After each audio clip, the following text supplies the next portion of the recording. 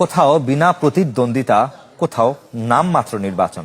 তামিম ইকবালের নেতৃত্বে সরকার দলীয় নেতাদের ছেলে, আত্মীয় স্বজনদের নিয়ে গঠিত হচ্ছে ক্রিকেট বোর্ডের কমিটি। অতীতের সব রেকর্ড ভেঙে সরাসরি রাজনীতির সাথে জড়িতদের সংখ্যা 2/3 বেশি। এবার ক্রিকেট আরও নেই আগের মতো। 7 জুন শুধুই নির্বাচনের আনুষ্ঠানিকতা হবে।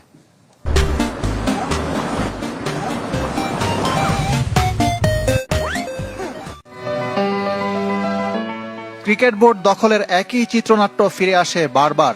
আওয়ামী লীগের পর অন্তর্বর্তী সরকারের আমলেও দেখা গেছে সাজানো গোছানো নিয়ন্ত্রিত নির্বাচন। তবে রাজনীতির সাথে সম্পৃক্ততা থাকলেও আগে সাংগঠনিক অভিজ্ঞতা ছিল অনেকের, খেলোয়াড়দের সংখ্যাও ছিল বেশি।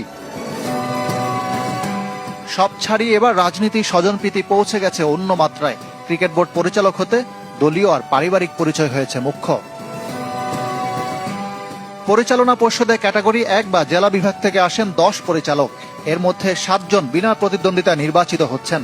ঢাকা বিভাগে বিমান ও পর্যটন প্রতিমন্ত্রী রশিদুজ্জামান মিল্লাতের ছেলে সাইদ বিন জামান আর জামালপুর 5 আসনের সরকার দলীয় সংসদ সদস্য ওয়ারেস আলীর ভাই আব্দুল্লাহ আল ফুয়াদ।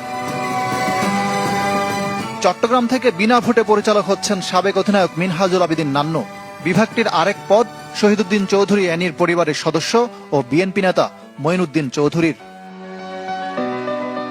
সিলেট থেকে জেলা বিএনপির সভাপতি ও সিটি প্রশাসক আব্দুল কাইয়ুম চৌধুরী। রাজশাহী বিভাগে স্থানীয় সরকার প্রতিমন্ত্রী মীর শাহে আলমের ছেলে মীর শাকরুল আলম।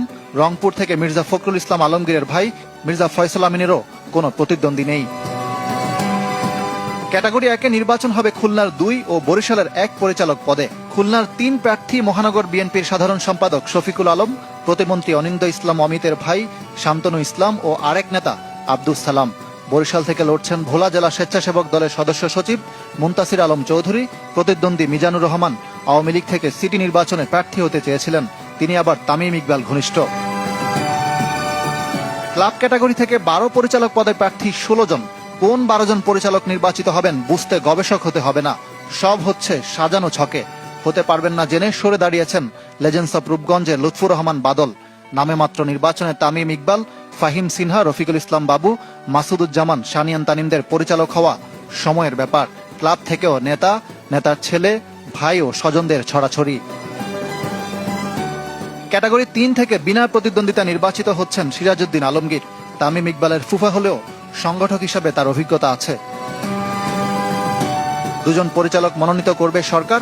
সব মিলে পরিচালক হতে যাওয়া 25 জনের মধ্যে 2/3 রাজনৈতিক পরিচয়ে প্রধান।